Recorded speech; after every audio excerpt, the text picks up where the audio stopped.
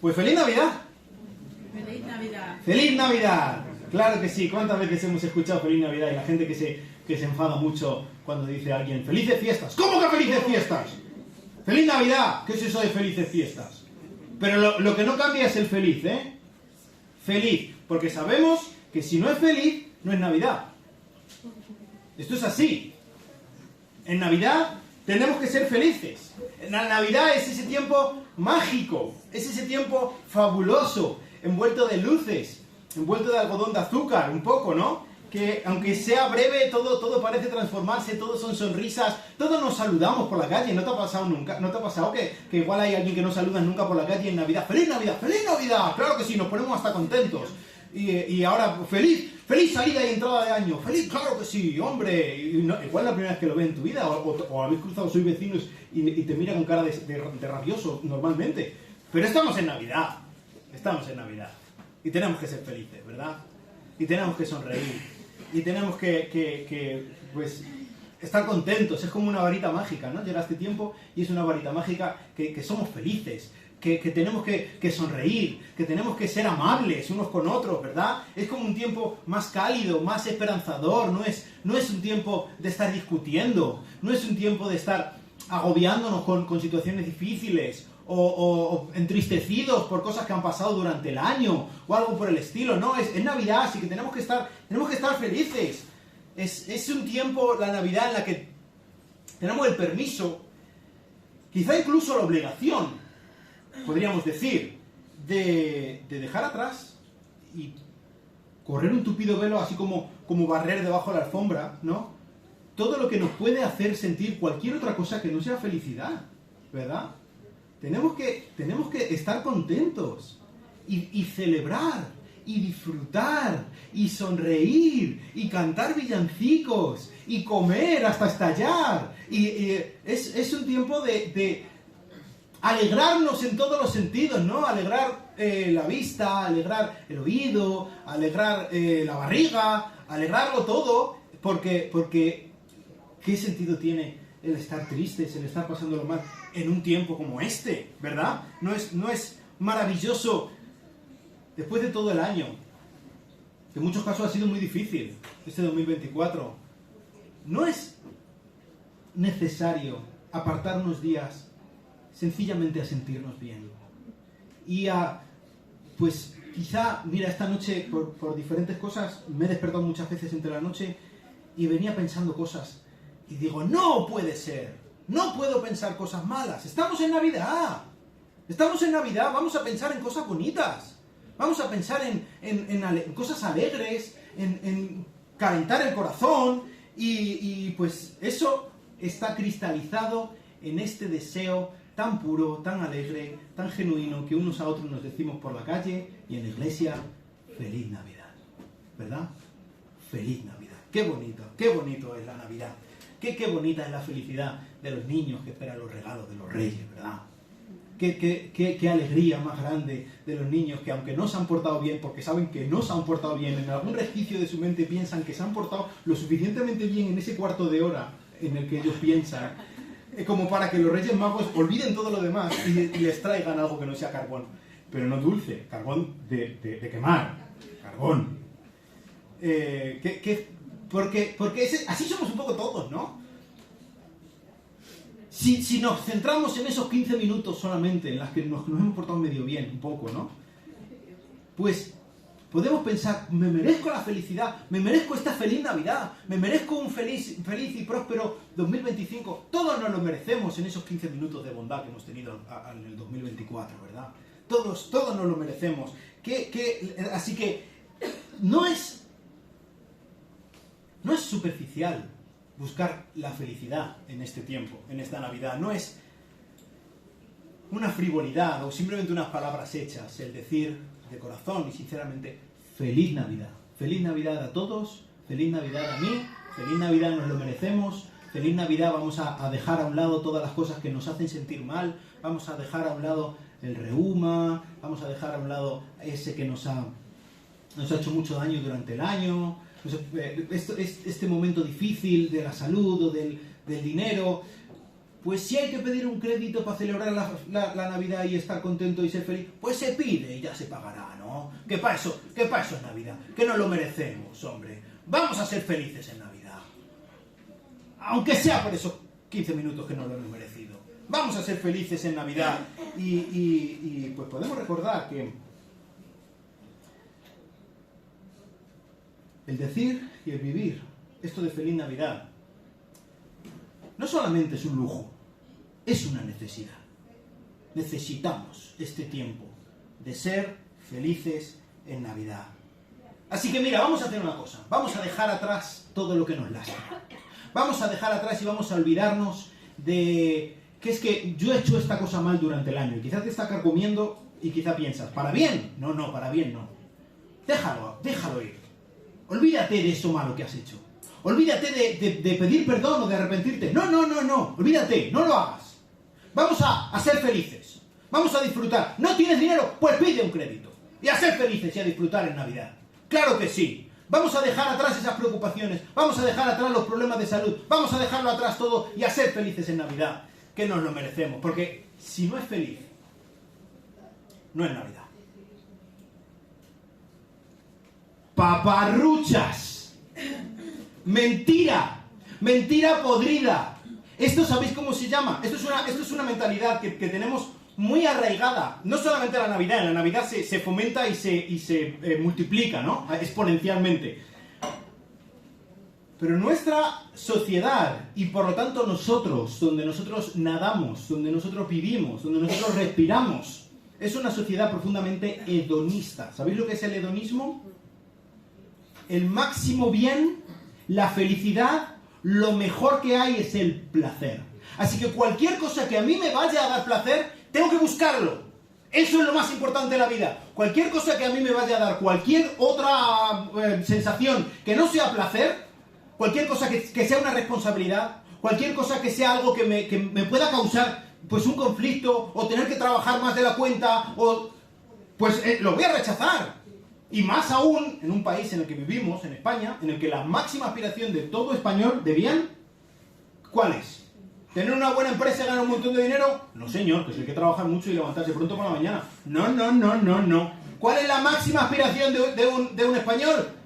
Funcionario.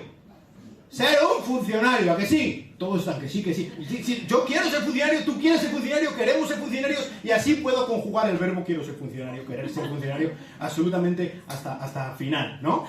En pretérito pluscuamperfecto y participio de todas las maneras, todos queremos ser funcionarios. ¿Por qué? Porque es fácil, porque es bonito, porque no tengo problemas, porque no me busco, porque tengo placer, porque nada me arruina el día, no tengo ni que trabajar muchas veces. Y hay funcionarios que trabajan, ¿vale? Dicen. No, en serio, que funciona este trabajo, no quiero vivir sensibilidades. Pero esa es la máxima aspiración de todos. Y esto en Navidad, este hedonismo, incluso lo hemos bautizado de cristiano, en Navidad se exacerba. Y necesitamos estar felices, en concreto esta definición de felicidad, que es no tener problemas. Todo lo que me pueda dificultar el placer, el descanso, el relajarme, el estar sosegado, eso es enemigo de mi felicidad, tengo que dejarlo atrás. Navidad es un tiempo para ser feliz, Navidad es un tiempo para negar cualquier cosa que no sea satisfacer mi hedonismo. Así que esto, en definitiva, que si no es feliz no es Navidad, es la mentira que creemos. Así que ahora vamos a ver cuál es la verdad que ignoramos, pero antes vamos a orar. Señor, muchas gracias porque tú sí nos has dado una buena cosmovisión de la vida, una buena cosmovisión de cómo celebrar la Navidad, y nos lo has dado esencialmente, en tu palabra escrita, pero sobre todo en tu palabra encarnada, que es Jesucristo. Te pedimos que tú nos ayudes a aprender de Él, que tú nos dirijas correctamente a cómo quieres que vivamos, a cómo quieres que celebremos la Navidad, a cómo quieres que representemos a tu Hijo delante de este mundo hedonista y malvado, que lo único que quiere es disfrutar. Y te pido que tú nos ayudes y cambies nuestro paradigma mental, nuestra cosmovisión. Te lo pido en el nombre de Cristo. Amén. Pues, ¿Cómo podemos dejar un poco atrás, en general, este hedonismo, que digo, cristiano para toda nuestra vida, pero específicamente en este tiempo de Navidad? ¿Sabéis? El tiempo de Navidad, por mucho que se haya convertido en un festival hedonista, en una celebración del placer, del lujo, del dejar atrás todo lo que me pueda parecer que no es correcto para mi felicidad personal, realmente la Navidad es todo lo contrario, ¿eh? Y vamos, sin ir más lejos, al principio. Lo primero que vamos a hacer... Esto está apagado, lo enciendo. Vamos a empezar por el principio, como se empiezan las buenas historias, ¿verdad? Y es que la primera Navidad no fue una historia de felicidad, tal y como la entendemos. No fue una historia de placer, no fue una historia alegre y sin problemas, y de cenas navideñas de pavo y pan de jamón, ni cosas así por el estilo. Fue todo lo contrario, ¿eh? Dice Lucas capítulo 1, versículo 5.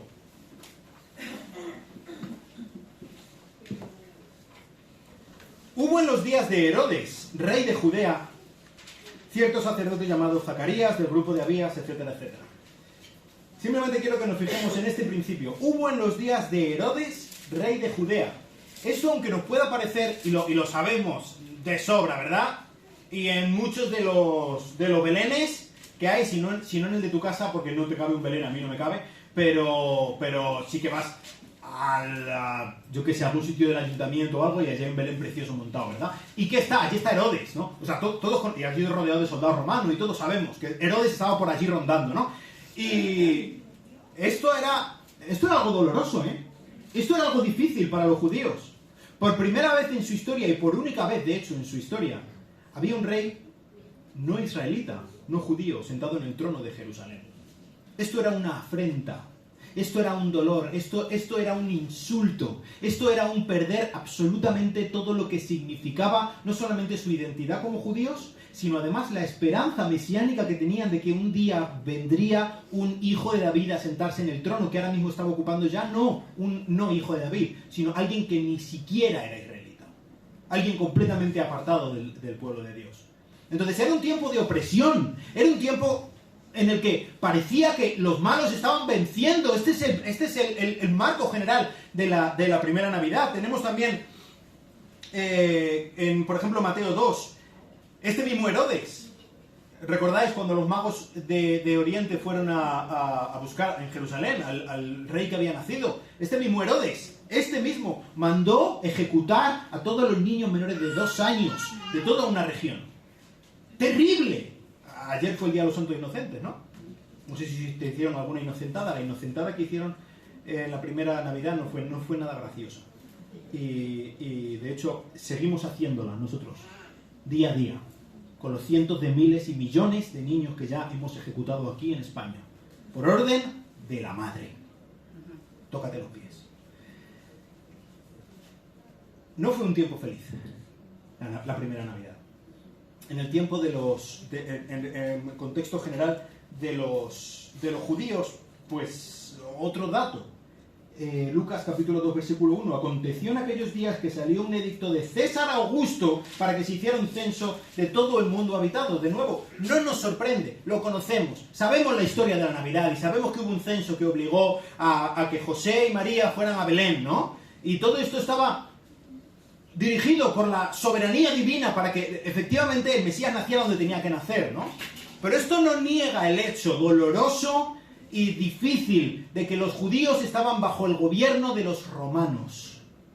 Un imperio estaba manejando los designios, los destinos de los judíos. El pueblo de Dios estaba sometido a pueblos que servían a dioses de palo y de piedra.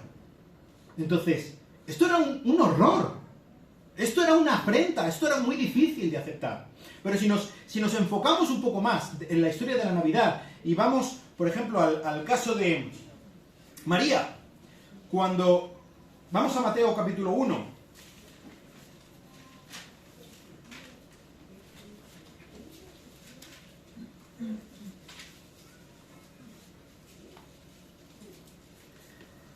Versículo 18. Y el nacimiento de Jesucristo fue como sigue. Estando su madre María desposada con José, antes de que se consumara el matrimonio, se halló que había concebido por obra del Espíritu Santo. Y José, su marido, siendo hombre justo y no queriendo difamarla, quiso abandonarla en secreto.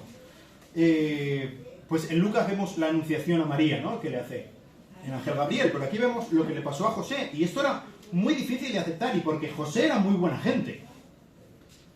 Y quiso abandonarla en secreto, para que nadie se enterara o al menos para intentar protegerla todo lo posible, y que en cierta manera, fíjate cómo era José, la vergüenza recayera sobre él y no sobre María.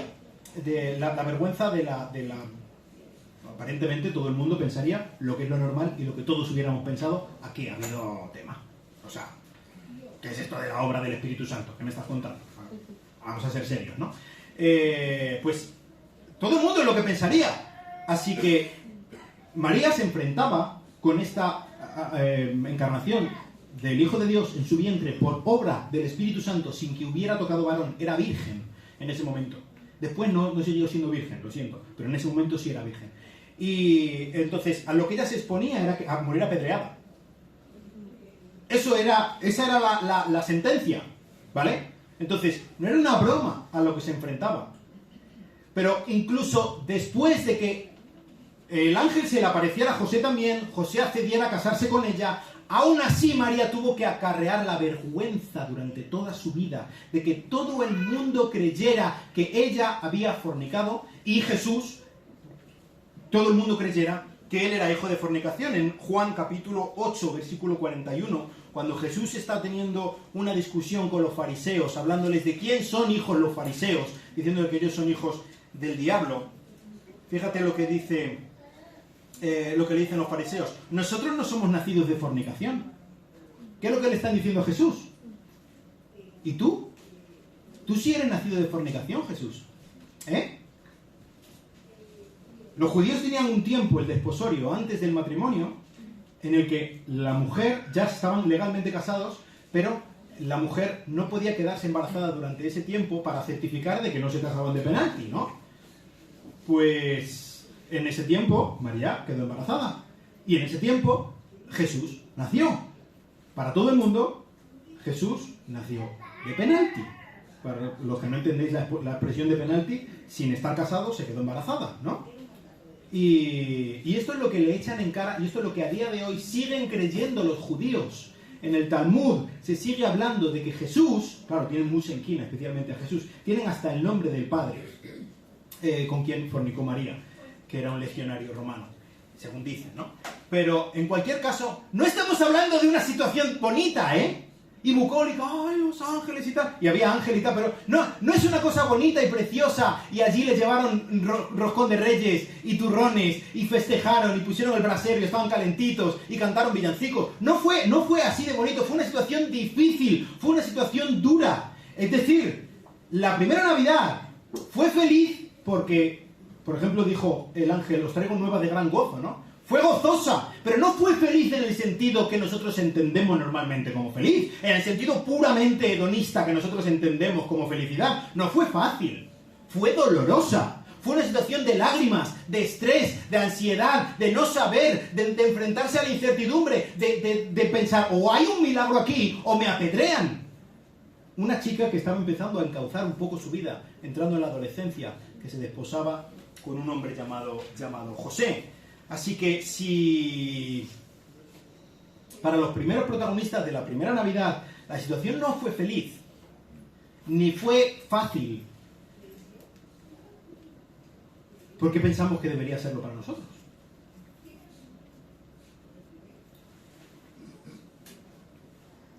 Estamos mal entendiendo lo que significa celebrar. Y es verdad que la Navidad es para celebrar, pero celebrar no es estar haciendo la conga y estar todos bailando y montando una fiesta. Eso puede formar parte de celebrar, depende en qué contextos, ¿no? Estás en una boda y bailas y es estupendo, ¿no? Pero, ¿puedes celebrar en medio de una situación difícil? ¿Puedes tener gozo que no es el concepto que nosotros tenemos de felicidad. Puedes tener confianza, puedes tener esperanza en medio del dolor. Eso es exactamente lo que ocurrió en la Navidad. Eso es exactamente. Así que podemos celebrar a nuestro Salvador en medio del llanto. Puedes llorar en Navidad. Quizá te parezca una antítesis, quizá no entra en tu concepto de Navidad y tienes que estar feliz de todas, pero puedes sufrir, puedes echar de menos, puedes dolerte, puedes llorar en Navidad. Puedes hacerlo y muchas veces, escúchame, debes hacerlo. La Navidad no es un tiempo de celebrar el placer. La Navidad es un tiempo en el que recordamos que en medio del dolor hay esperanza. Es un tiempo en el que recordamos que Dios se hizo un hombre para vencer el dolor. Y muchas veces llegamos a la Navidad echando de menos Navidades pasadas, ¿verdad? Y con sillas vacías en la mesa. ¿A que sí? Y tiempos mejores han pasado. Y Navidades más placenteras hemos tenido. ¿A que sí? Quizás una buena Navidad en la que has tenido toda tu familia cerca y has podido celebrar. Me alegro mucho, de verdad. No has hecho nada malo. No te estoy echando la bronca. Lo has hecho muy bien. Pero quizá no es así. Y no pasa nada. Dios no espera una alegría superficial y hedonista forzada en Navidad. Esto no es el plan de Dios al enviar a su Hijo. Precisamente Jesús vino para consolar a los afligidos de corazón. Si la Navidad merece la pena, cuando más merece la pena, no es cuando estamos bien. No es cuando están todos los hijos y los nietos, ¿no? Y los hermanos, y los sobrinos, y todo es felicidad, y todos cantamos, y hay dinero para comprar regalos, y hay salud para comer turrón, y estamos todos bien, ¿no? Precisamente la Navidad tiene mucho, mucho, mucho más sentido cuando no hay nada de eso. Y cuando lo único que tienes es lo que significa la Navidad. Porque es en ese momento en el que recordamos lo que tenemos realmente. Y no es turrón. Y no son nietos. Y no son sobrinos. Y no es pavo. Y no es una perdida estofada. Es a Cristo. Y es entonces que recordamos que si le tenemos a Él, lo tenemos todo. Dice el Salmo 30, versículo 5. El llanto puede durar toda la noche, pero el gozo viene con la mañana. Esto es algo que podemos recordar en Navidad. La Navidad no borra el dolor, no lo borra. A veces incluso lo acrecenta, ¿verdad? Como estábamos diciendo, al recordarnos de otros tiempos, de otras Navidades. Pero sí nos recuerda que hay esperanza, sí nos recuerda que tenemos a un Redentor, que tenemos a alguien que va a enjugar todas y cada una de nuestras lágrimas. Y hay muchos ejemplos de cosas buenas, muchos ejemplos en la Biblia de cosas buenas que han venido por medio del dolor. Dios es especialista en utilizar el dolor y puede hacerlo esta Navidad. Vemos, por ejemplo, el caso de Ana. En primero de Samuel, versículo 1. Dice versículo 10, ella, muy angustiada, lloraba amargamente. Ana era una mujer que no podía tener hijos. Y su marido, Elcana, estaba casado, tenía 2 mujeres, y su contrincante, su otra mujer, sí que podía tener hijos. Y encima chinchaba a Ana. Y Ana le dolía, y sufría, y lloraba. Y no hay nada malo en que ella sufriera, y en que ella llorara. De hecho, Ana lo hizo muy bien, porque ella sufrió y lloró en la dirección adecuada. e hizo voto y dijo: oh Señor de los ejércitos, si tú te dignas mirar la aflicción de tu sierva y te acuerdas de mí y no te olvidas de tu sierva, sino que das un hijo a tu sierva, yo lo dedicaré al Señor por todos los días de su vida y nunca pasará navaja sobre su cabeza. ¿Puedes sufrir? Puedes sufrir. ¿Puedes llorar? Incluso debes llorar. ¿En Navidad? Sí, en Navidad. Pero hazlo en la dirección correcta, hacia el Señor de los ejércitos, como hizo Ana. Amén. El dolor de Ana no quedó estéril. Dice más adelante, versículo 20, y Elcana se llegó a su mujer, y el Señor se acordó de ella, y a su debido tiempo, después de haber concebido, Ana dio a luz un hijo, y le puso por nombre Samuel, diciendo: porque se lo he pedido al Señor. Dios escuchó su oración, y Dios utilizó este dolor de Ana, no solamente para darle un hijo sin más, sino para darle un hijo muy especial. Un hijo que fue un pivote dentro de la historia de Israel. Y hemos estudiado, ya hemos visto, ¿os acordáis cuando veíamos la historia de David? A Samuel, el último de los jueces, el que ungió a los dos primeros reyes, a Saúl y a David, en la historia de Israel. Un personaje vital, importantísimo en la historia de Israel. Y todo esto vino como respuesta al llanto de una mujer. Si tienes que llorar, llora. Si tienes que sufrir, sufre. Pero asegúrate de hacerlo en la dirección correcta. Asegúrate de hacerlo hacia Dios. Hace poco estábamos estudiando el Salmo 23, ¿verdad? Este precioso Salmo de David con Armando. Y allí el versículo 4 dice: aunque ande en valle de sombra de muerte, no temeré mal alguno porque tú estás conmigo. Tu vara y tu cayado me infunden aliento. Incluso en los tiempos más difíciles, Dios está con nosotros. Y David no tenía ni idea de qué manera tan real, tan tangible, esto que él escribió como un poema precioso, maravilloso, que expresaba su corazón, de qué manera esto se iba a hacer cierto, como la vida misma.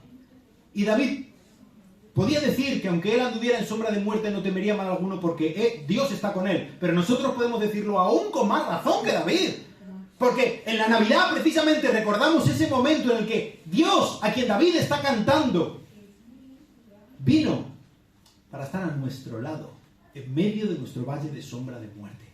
Puedes pasar por un valle de sombra de muerte durante estas Navidades. Puedes hacerlo.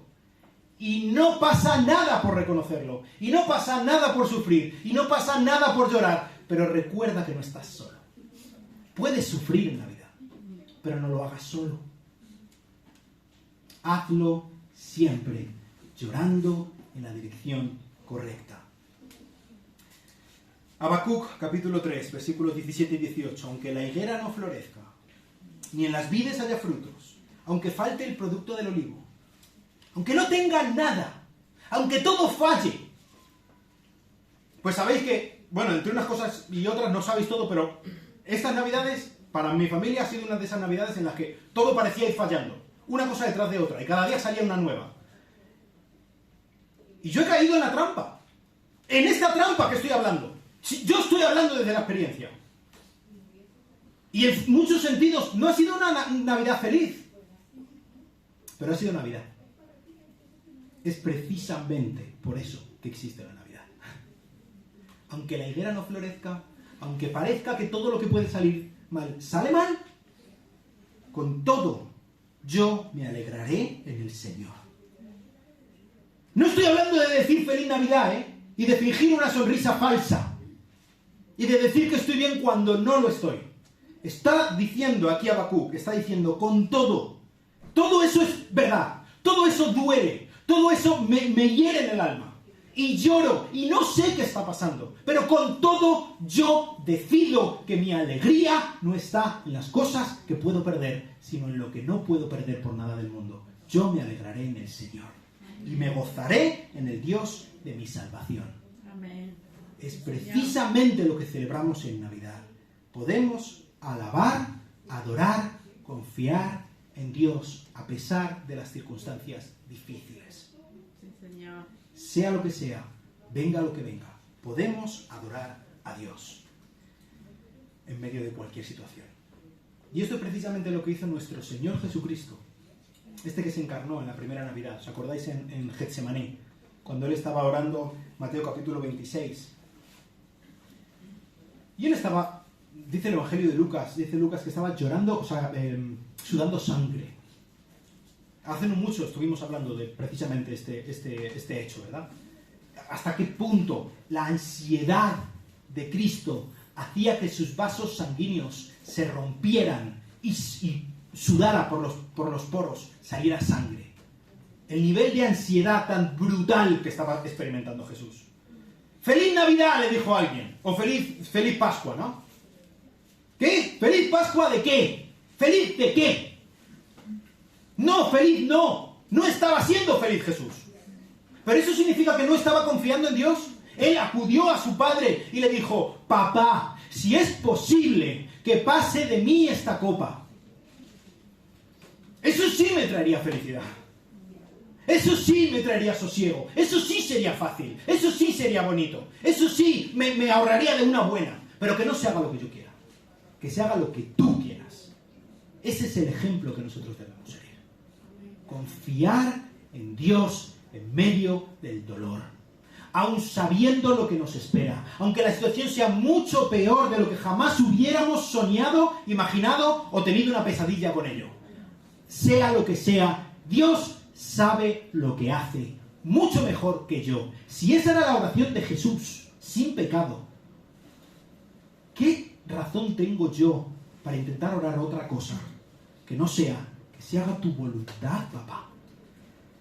Confío en ti. Como decía el salmista que estábamos leyendo antes, el llanto puede durar toda la noche, pero el gozo viene con la mañana. Y podemos hablar del lamento de Jeremías. Esto recapacitaré en mi corazón. Lamentaciones 3, 21 al 23. Por lo tanto, esperaré. Por la misericordia del Señor no hemos sido consumidos, porque nunca decayeron sus misericordias. Nuevas son cada mañana. Grande es tu fidelidad. Qué bonito esto que escribe Jeremías, ¿verdad? Y a veces nos acordamos de esta oración de Jeremías, de este canto de Jeremías. Jeremías lo estaba escribiendo en una situación de dolor desgarrador, en el que después de muchos años de ministerio y de estar rogando a los judíos que se volvieran a Dios, que Dios estaba advirtiendo, iba a mandar a los caldeos, Nabucodonosor iba a venir, iba a destruir la ciudad de Jerusalén, todos iban a ser llevados al exilio, que todo se iba a acabar, que se arrepintieran, y no les daba la gana arrepentirse. Finalmente Dios cumplió su amenaza, y en medio de la desolación, en medio de por primera vez, desde que entró Josué en la tierra prometida, ya no había judíos en la tierra. ¿Cómo? Ya no había templo. ¿Cómo existe el judaísmo sin templo? ¿Cómo existe Israel sin tierra? ¿Cómo puede ser? No, es inconcebible. Y es en este momento, cuando todo está roto, que Jeremías dice: tu misericordia es nueva hoy. Hoy que todo está mal. Hoy que todo se ha ido por el sumidero. Hoy que no me quedan más lágrimas, tu misericordia es nueva. Vivimos en un tiempo en el que odiamos el sufrimiento. Lo odiamos. Y cualquier cosa que entrañe sufrimiento, huimos de ello. Completamente. ¿Y por qué cada vez los jóvenes se casan más tarde? Porque no quieren compromisos. Porque no quieren sufrimiento. ¿Por qué cada vez se tienen hijos más tarde? Porque yo quiero vivir la vida. Porque yo quiero irme acá y allá y Erasmus y vacaciones a no sé dónde y a vivir esto y a vivir lo otro, a vivir, a experimentar, a ser feliz, porque me gusta disfrutar, porque soy hedonista, y aquí es donde yo vivo. Y no es algo que esté acusando a nadie en específico ni nada por el estilo, de verdad que no. Es el mundo en el que vivimos. Esta es la mentira en la que nadamos. Este hedonismo se ha metido por nuestros poros. Y es una mentira. Es una mentira que la Biblia nos grita que huyamos de ella. De hecho, una de las principales razones por las que la gente no cree en Dios, si hablas con mucha gente, es porque hay mal en el mundo, ¿verdad? Porque no puedo vivir como a mí me gustaría. O quizá la cosa se pone un poco más distante, ¿no? Porque hay tantos niños en África que están sufriendo, ¿no? O algún niño que ha sufrido algún abuso. ¿Cómo Dios puede permitir alguna cosa por el estilo, verdad? Y hay muchas razones, incluso en la Biblia podemos encontrar razones por las que Dios lo permite. Lo limita, pero lo permite. Pero hay una gran razón. La gran respuesta de Dios a este problema, yo creo que el principal problema, el más sincero, el más poderoso que podemos pensar en contra de la existencia de Dios, es el problema del mal. Y Dios le dio la respuesta en Navidad. La respuesta de Dios al problema del mal no fue un argumento. No fue decir, porque mira, os he dado libre albedrío, entonces el libre albedrío habéis elegido mal cuando podíais haber elegido bien, o alguna cosa por el estilo, ¿no? ¿Cuál fue la solución que dio Dios al problema del mal? No fue un argumento, fue una persona. Jesucristo. Dios mismo se hizo un hombre. Y el que no conoció pecado por nosotros se hizo pecado. Y Él pagó el mal no solamente de los pederastas, no solamente de los grandes generales que cometen genocidio en Ruanda, no solamente de las cosas muy distantes de nosotros, que a nosotros no nos tocan. No. Él se hizo un hombre para pagar por nuestro mal, para redimirnos a nosotros. Mi pecado. Vino Él y lo pagó. Esa es la gran solución de Dios al problema del mal. Se llama Jesucristo. Y esto lo encontramos en Navidad. Dice Isaías capítulo 9, versículo 2. El pueblo que andaba en tinieblas ha visto gran luz. A los que habitaban en tierra de sombra de muerte, la luz ha resplandecido sobre ellos. ¿Cómo ha sido esto? ¿Cómo este pueblo que estaba tan alejado? ¿Cómo este pueblo que estaba en la tierra de sombra de muerte? Que perfectamente puede estar hablando de España. ¿Cómo ha podido ver gran luz este pueblo? Pues mira, versículo 6. Porque un niño nos ha nacido, un hijo nos ha sido dado, y la soberanía reposará sobre sus hombros, y se llamará su nombre admirable consejero, Dios poderoso, Padre eterno, príncipe de paz. Esta es la gran solución de Dios a tu dolor. Navidad no es tiempo para huir de nuestro dolor. La Navidad no es tiempo de meter nuestras preocupaciones debajo de la alfombra. La Navidad no es tiempo de fingir felicidad y no llorar. La Navidad es tiempo de llorar. Es tiempo de sufrir. Es tiempo de echar de menos. Es tiempo de no entender. Es tiempo de pasarlo mal. Puede ser que sea ese tiempo, pero siempre con esperanza. Siempre entendiendo que Dios ha enviado a su único Hijo para darnos esperanza, para darnos redención, para darnos salvación y para regresar un día. Y esta vez sí, poner todas las cosas en su sitio, poner todas las cosas bien. Y ya no habrá más enfermedad, y ya no habrá más llanto, y ya no habrá más muerte. Solo habrá felicidad, solo habrá justicia, y así estaremos por toda la eternidad. Eso es lo que significa la Navidad. Así que vivimos en una trampa. La trampa de la felicidad efímera. Y me gustaría simplemente ver algunos principios para desmantelar esta concepción de que el máximo bien, esta concepción que tenemos metida en nuestro corazón, el máximo bien es no estar mal. Eso es el máximo bien. Tener placer, tener felicidad. De hecho, no sé si habéis visto alguna vez rankings de cuáles son los países en los que hay más felicidad. Los hay. ¿Cómo miden esto? ¿Cómo se mide eso? Pues se mide en cuanto a esperanza de vida, el dinero que se cobra, qué tal está de salud la gente. Es decir, cómo están las circunstancias a nuestro alrededor. Pero esa no es la concepción que nos da la Biblia. Dice Filipenses capítulo 4, versículos 11 a 13. Pablo dice: no digo esto porque tenga escasez, pues he aprendido a contentarme cualquiera que sea mi situación. Sé vivir humildemente y tener abundancia. En todo y por todo he aprendido el secreto de estar saciado y de tener hambre, de tener abundancia y de sufrir necesidad. Todo lo puedo en Cristo que me fortalece. Todo lo puedo en Cristo que me fortalece es una frase preciosa, ¿no? Pero no es una frase para poner en un cartel en un gimnasio.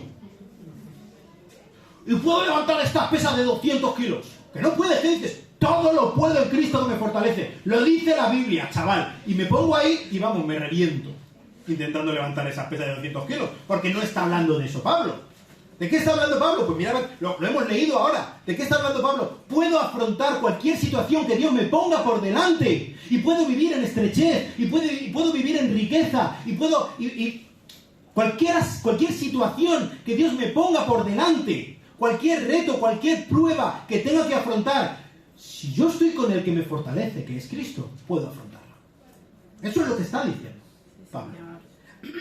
Así que el gozo y la paz no dependen de la riqueza o de la pobreza, de la salud, de la enfermedad.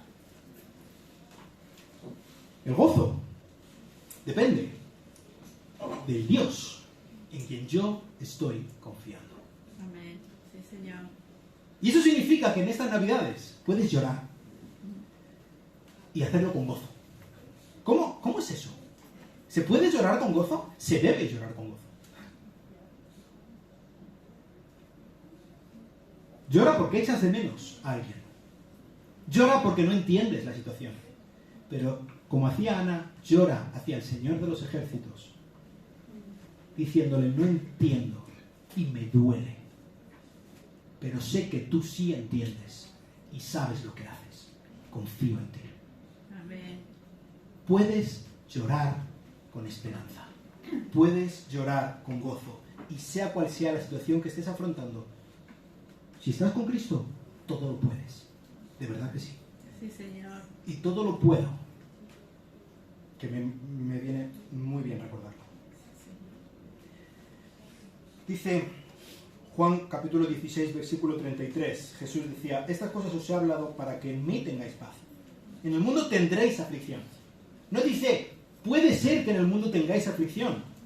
O si no lo montáis bien, pues a lo mejor tendréis aflicción. No. Jesús dice: vienen curvas que vienen. O sea, olvídate. En el mundo tendréis aflicción. Punto. Y si algún predicador, algún pastor, algún profeta, algún lo que sea, arcángel, te viene y te dice: no vas a sufrir si tú confías en Cristo, tú dile esto: si tú estás contradiciendo lo que dice Jesús, eres un mentiroso. Punto. Jesús dijo: en el mundo tendréis aflicción. Y lo siento, esto incluye pobreza. Esto incluye dolor que no quieres. Esto incluye echar de menos a gente, incluye muerte. Sí, Señor. Sí, viene. Pero confiad en mí, dice Jesús. Yo he vencido al mundo. Sí, Señor. Amén. Confía en Él. La vida cristiana incluye sufrimiento. Sí o sí. Sí, Señor. Santiago 1, versículo 2. Hermanos míos, tened por sumo gozo cuando os halléis en diversas pruebas. No si os halláis, sino cuando os halléis. Sabiendo que la prueba de vuestra fe produce paciencia, y la paciencia tenga su obra completa, para que seáis perfectos y cabales, sin que os falte cosa alguna. Santiago lo dice, Pablo lo dice en Romanos capítulo 5, básicamente las mismas palabras.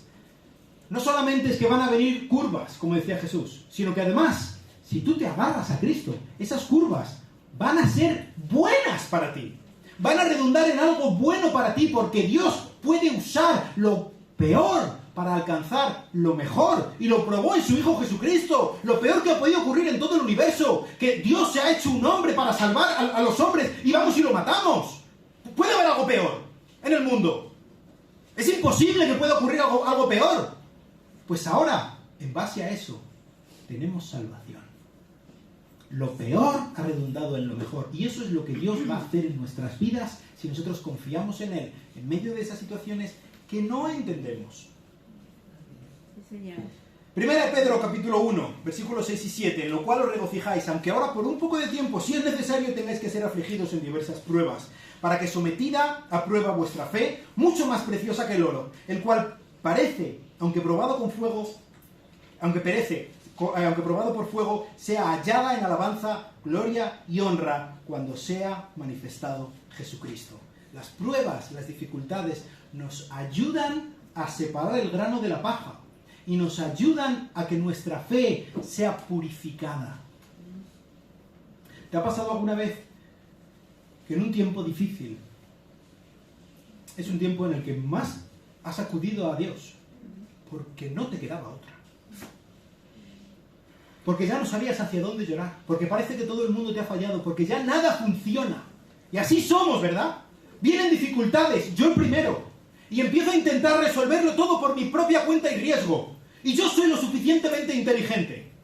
Y entonces, ¿me pasa esto? Vale, ¿qué tengo que hacer? Esto y esto y esto y esto y esto, y lo hago, y voy a esto, y acudo a este, y llamo a este, y contacto, intento, y todo va cada vez a peor. Y ya llega un momento en el que no puedo más. Todos mis recursos se han ido al garete, no puedo salir por ningún lado. Y entonces, ¡ay, por favor! Un poco como lo que le pasaba a Daniel, ¿no? Solamente acudía a Nabucodonosor cuando todo el resto de los sabios habían fracasado ya. Pues así hago yo con Dios. Cuando ya he demostrado más que sobradamente mi propia incompetencia. ¡Hala! Pero si estaba Dios ahí, ¿verdad?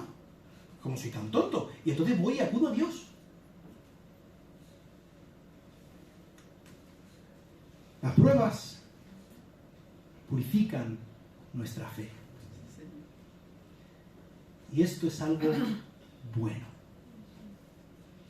Y esto es algo que no ocurriría si todo estuviera bien, y si fuera feliz, y si no me doliera esto, y si no tuviera problemas de esta manera, y si mis hijos no hicieran de esto, y si la vida fuera color de rosas, y yo fuera funcionario, no acudiría a Cristo si no lo necesito. Esa es la razón por la que los que estamos aquí, normalmente, los que acudimos a Cristo, somos gente con problemas. La gente a la que todo le va bien no acude a Cristo. Porque tienen la ciega sensación de que no lo necesitan. Y debemos orar por lo que conocemos, que no se den cuenta demasiado tarde de que lo necesitan. Así que en las manos de Dios, nuestro dolor es una bendición. Sí, Señor. Amén. Decía el gran C.S. Lewis en el libro del problema del dolor, si no lo habéis leído, leedlo, que Dios nos susurra en nuestros placeres, pero nos grita en nuestro dolor. El dolor es un megáfono en las manos de Dios para despertar a un mundo dormido. Y estamos tú y yo en este mundo profundamente hedonista, y necesitamos que alguien nos despierte de nuestro ensoñamiento y acudamos al que es el Salvador. Y para esto tenemos que empezar a pensar que esto de que si no es feliz, no es Navidad, es mentira. Es mentira. Dice Colosenses capítulo 3, versículo 2, poned la mira en las cosas de arriba, no en las de la tierra. El nacimiento de Jesús cambia completamente el paradigma. Y tú y yo podemos tener acceso a arriba, al reino de Dios. Y tú y yo, si hemos puesto nuestra confianza en Cristo, estaremos con Él por la eternidad, por lo que ocurrió en aquella Navidad, como estábamos diciendo el otro día. Sin encarnación no hay redención. Dios envió a su Hijo para que nosotros podamos llegar a ser hechos hijos de Dios. ¿Qué mayor regalo puede haber? Dios, el Hijo, no tuvo un buen tiempo cuando vino a la tierra. Lo dice Pablo en Filipenses, el que era en forma de Dios, no estimó el ser igual a Dios como algo a lo que aferrarse, sino que se humilló a sí mismo, tomando forma de siervo. Y estando en forma de siervo, se humilló todavía más, hasta ir a la peor de las muertes, la muerte de cruz, por amor a nosotros. Ese es el ejemplo a seguir, ¿eh? El ejemplo a seguir no es el de este youtuber, o este tiktoker, o este que veo yo que ha triunfado en Sálvame Deluxe, o yo que sé qué historias. El ejemplo que debemos seguir no es el del que busca la gloria, no es del que busca la fama, No es del que busca la vida fácil. No es del que tiene la sonrisa más grande del mundo. Sino del que ha dado su vida por mí y por ti. Del que ha estado dispuesto a sufrir. Y estar dispuesto a sufrir es completamente la antítesis a este hedonismo en el que vivimos. Dios nos ha llamado a estar dispuestos a sufrir. Y todo el que quiera venir en pos de mí, dijo Cristo, que tome su cruz cada día. No que viva bien. No que disfrute la vida. No que haga lo que le dé la gana. No que satisfaga sus deseos. Sino que tome su cruz cada día, que se niegue a sí mismo y que me siga. Y ese es el llamamiento que Dios nos da en esta Navidad. Que le sigamos en el dolor. Que le sigamos en el sufrimiento. Que no huyamos de la responsabilidad. ¿Y que esto significa que vamos a pasarlo mal? Probablemente sí. No os voy a mentir. Probablemente sí. No, perdón, lo he dicho mal. Seguramente sí. ¿Vas a sufrir si quieres servir a Dios? ¿Pero va a merecer la pena? Uy, sí va a merecer la pena. Y vas a sufrir por un buen propósito. Y aunque andes en valle de sombra de muerte, Dios va a estar contigo, a donde quiera que vayas. Sí, Señor, amén. Así que el verdadero propósito de la Navidad no es de felicidad temporal. No es de hedonismo, de vivir bien. No es de cantar villancicos, ni de estar con familia y tener paz, como decíamos el primer día, ¿verdad? La clave para tener una Navidad realmente feliz es rendir nuestra vida delante de Cristo. La clave para tener una Navidad realmente gozosa es, como decíamos, negarnos a nosotros mismos. Tomar nuestra cruz cada día y seguirle. Y si tú no has puesto tu confianza en Jesucristo, esto de Feliz Navidad son unas palabras huecas, vacías y tramposas. Porque la Navidad para ti no significa felicidad, aunque comas turrón y aunque estés calentito con tu familia cantando villancicos. La Navidad significa que Dios ha enviado a su Hijo unigénito y tú lo has rechazado, por lo tanto, la pena es el infierno eterno, preparado para Satanás y sus ángeles. Y ahí vas a estar por toda la eternidad. Eso significa la Navidad para ti. Lo siento mucho. Puede que estés festejando, pero no sé muy bien qué. Ni tú tampoco. Si tú no has puesto tu confianza en Cristo, la Navidad para ti no es feliz, es terrible Navidad. Horrible, horrorosa Navidad.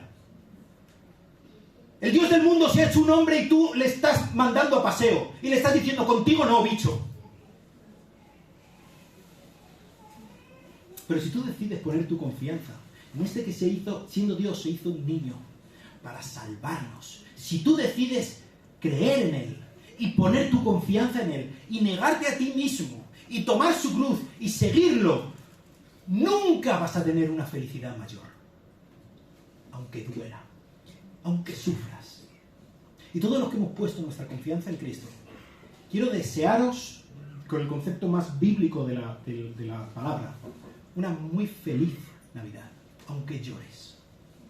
Una muy gozosa Navidad, aunque sufras.